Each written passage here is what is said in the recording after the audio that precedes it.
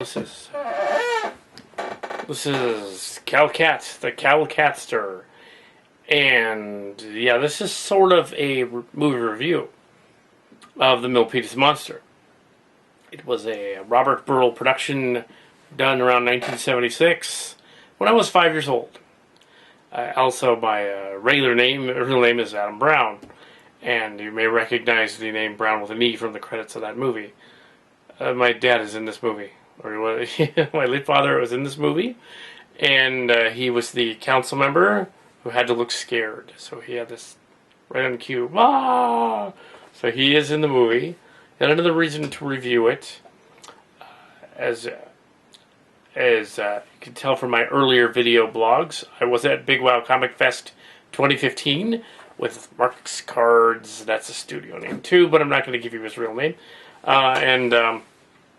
And we were there. Actually, I don't think he got to see Burrell, but I did on day 2. Yes, I saw Robert Burrell on the second day, and he gave tantalizing clues as to the release of a Blu-ray version of the movie, director's cut, with a commentary track. I don't know if he's got a commentary track, but there's a commentary thing on it about it, the making of. There's a making of thing on it. All that stuff he knows better than I, because he made it. My siblings, half siblings, I guess, the test batch. They were at Air High School when this movie was in production. They were not in it. I think that they were probably on the way out. That they were probably, they weren't involved in the production. I had a teacher from my high school, which was later on, who had been rejected from the cast as well because he was too young, in his case, to be in it. That was his story anyway. I don't know if that was the real story. But anyway, the Milpitas Monster. Let's get on with this story. Basically, I could read the back of the DVD cover, but I don't need to. Alright, yeah. I had a copy of it from the video store back in the 80s and had copied it. This is an official copy that I have. And I watched it. Yeah, it's a hoot. The grindhouse horror movie genre, and the Tokyo Godzilla movie genre as well.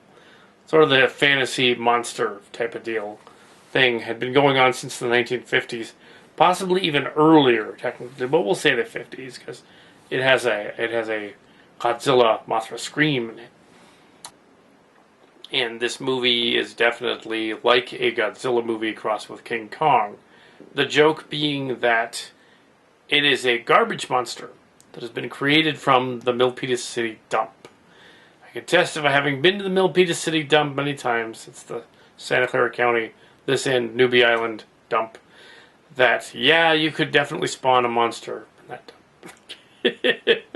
But this is back in 1976. It used to be Newbie Island, and now it's Newbie Peninsula, and it has a mountain of garbage. So if they ever want to do another one, easily, yeah, that's his fortress up there. Mr. Burrell has some ideas about continuing the saga, but they may not happen. Instead, we're going to have a screening, or they're going to have a screening a little bit later in the year. They had one at the Senior Center apparently last October, but they're going to have another screening at the official Cinemark Theater, the Great Mall of the Bay Area. If that happens on schedule, I will be there at that screening, and I will watch that movie again in the theater. It'll be awesome. And hopefully we get Mark's Cards there too. We will not be horror hosts at it. We will just be there at the screening. The review of the Milpitas Monster. A high school, Ayer High School in the story, literally it's Ayer High School, is central to the story. The Burrell was their teacher, and the story kind of opens with this sort of narrative about Milpitas' history, political history, and whatever. It slows it down a little bit, and then we cut to this airplane shot of the mountains, the mountains thing, the foothills, the Piedmonts, and then we cut to the city and the dump. Dump creature, and then we cut to the next morning where there is a a house where there's garbage cans tipped over and crushed, and there's footprints on the ground in front of the house. And one of the houses is Joe House's house. And what's funny is he was the mayor then, and he agreed to be in the movie, and his daughter did too, which was funny. And but yeah, there's a great scream scene in there from one of the trailers. So if you want to go check the trailer out, see the great Hollywood scream. The guy that plays the hobo, the bum guy in it, he's actually a famous actor from the 70s. They got an actual actor.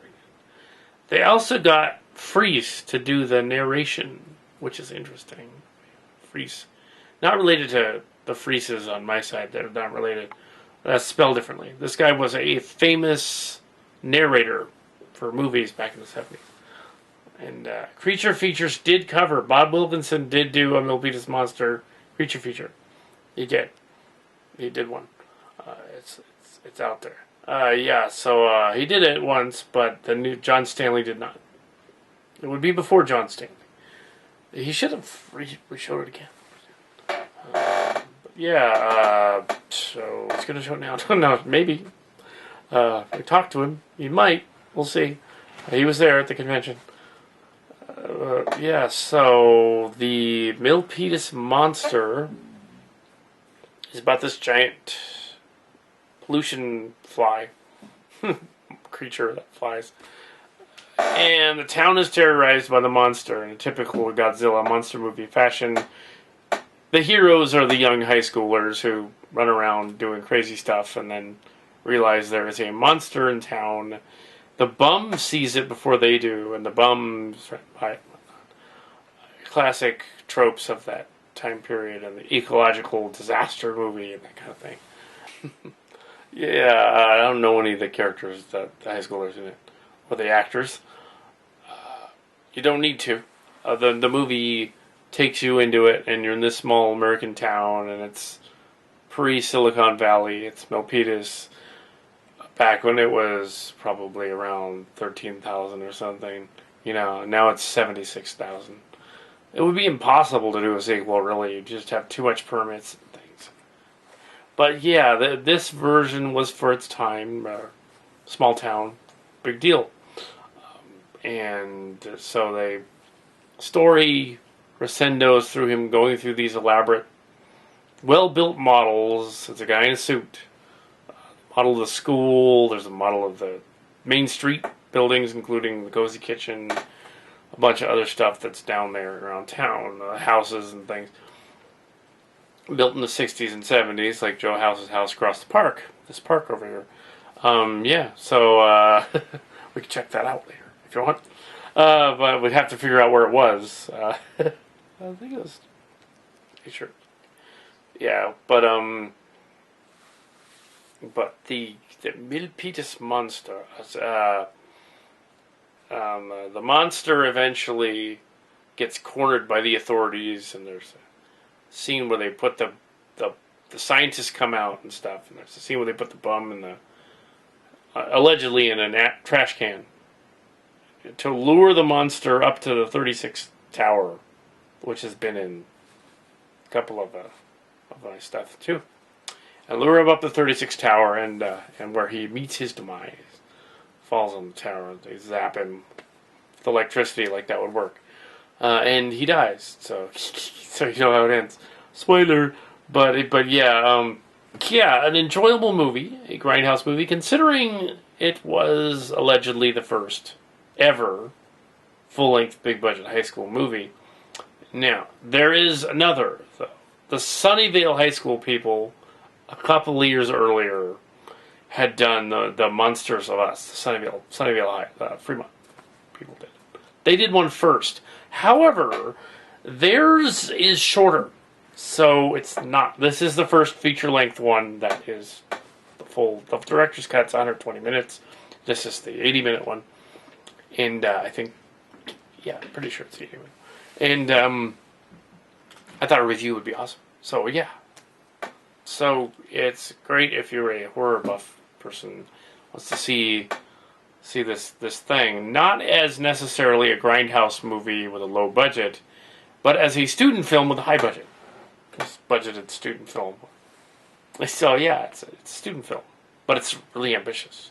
At times, the audio is shaky, and at times they're gonna fix that in Blu-ray and try to. But you can only do so much with the high schoolers as actors.